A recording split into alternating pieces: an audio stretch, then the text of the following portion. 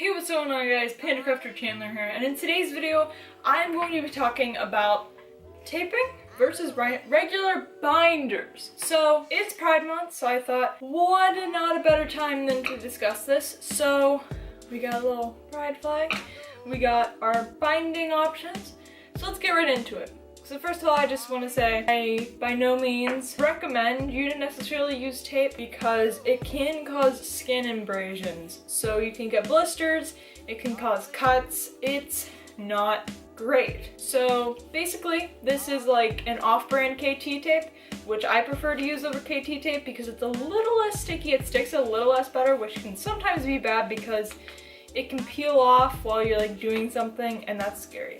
So it just comes in these little strips. I'll actually rip one off so you guys can see. Comes in these little strips, and then it has like these lines on the back. Okay.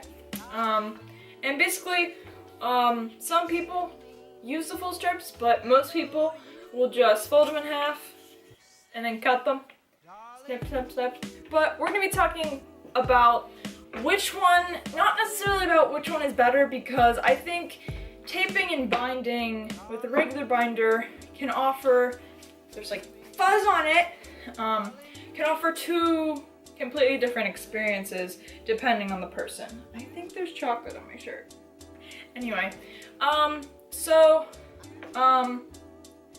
of all, let's talk about binding. So this is a binder from GC2B, and all of the binders are this like super nice material. You have the panel in the front, which binds the chesticles, and then in the back it's kind of just like a stretchy material. And one con to binding is that, first of all, it's wrapped the whole way around your chest, so it is quite hard to breathe. And you also have these little you have your little shoulder straps just like you would a bra or a sports bra.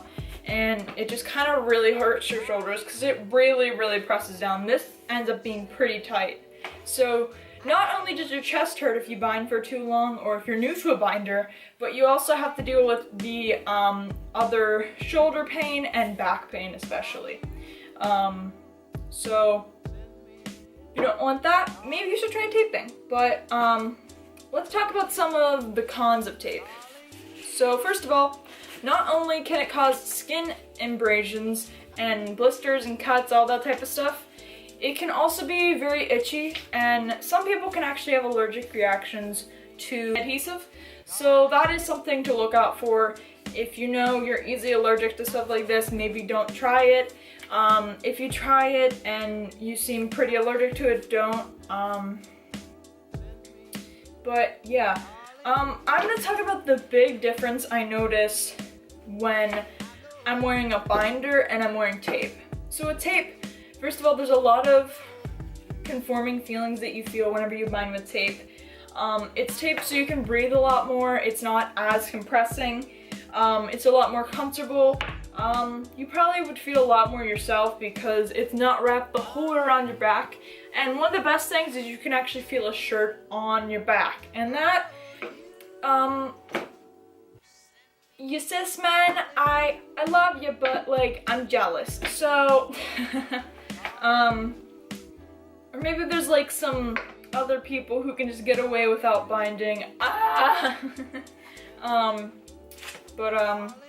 Yeah, I would say the biggest difference I've noticed between binding with a binder and binding with tape is tape.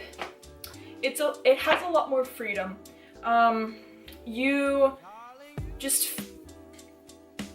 It just has a lot more freedom because it's not an actual thing around your body. It's really hard to explain until you like kind of do it yourself, but like the feeling of feeling a shirt on your skin and all of that type of stuff is just, it's super nice. And that's that. So with a binder, I would say you just feel a lot more like protected in a binder, because like that's the one thing about tape, is you kind of have to perfect it. Like you kind of have to use it a lot to really get used to it and how it like works and how it compresses, because it's not like a certified thing from this, but I know there's actually a company named Trans Tape, and they have like wider strips, so I'm curious as to what they are. So if you've ever tried them, maybe leave a comment down below. Maybe I'll try to get some and do like a review on that. I'm not really sure, but I'm curious to what theirs is like. And I know they have like this oil or something. It's like a healing oil or something like that, or lotion that you use afterwards. I'm not really sure. But what I was saying, yeah, freedom and just like safety. Oh, that's what I was gonna say. With tape, stuff can move around a lot easier because it's just being kind of held in place. But with a binder, you can jump all around and everything, and you will not get that issue. It's also much cheaper to just go the binder route, because binders are like 30 to 50 bucks depending on where you get them. GC2B, I think they're like $33. I'll leave links to GC2B, Underworks, Flaunt, Spectrum, all of those websites below, but I personally use GC2B, and maybe I'll try another binder company, but I just have stuck with GC2B because it works for me. I know there's also cheaper alternatives on Amazon, like Ancient Fish King, but that was actually the first binder I had, and it was a tanked up binder, and it had the clips that you kind of just strapped over.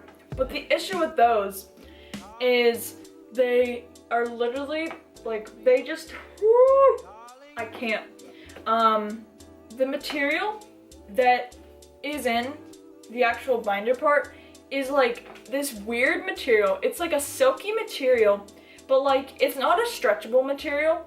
And like the clips are so hard to clip. I remember whenever I first got it, it was like okay, but like after I used it for a while, the clips kind of like bent, and like it took me like 5 minutes just to get it clipped because the clips will just keep on coming unclipped, and like you're just trying to shove everything in and it's just like exploding. But yeah, bind safe. Hold on. I swear, if anyone tries to use duct tape and rip off a nip, I'm gonna be very upset. Like, first of all, this tape does not stretch. It's also not even that sticky, actually. After feeling KT tape, it's not that sticky. But like, you're gonna rip off your nipples, bro. Like,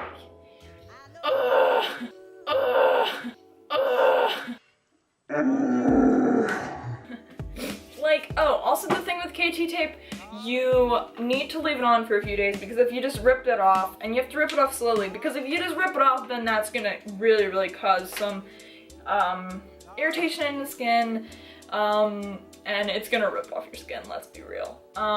But don't use duct tape. Please do not use duct tape. Please, I will pray.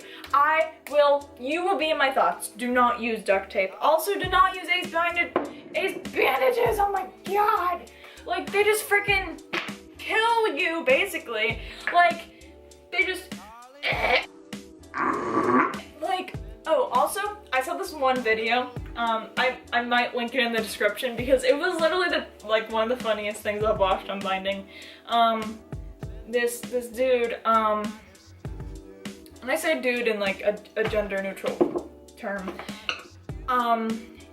they were calling their chesties pancakes, which I found hilarious, and it was super funny to watch.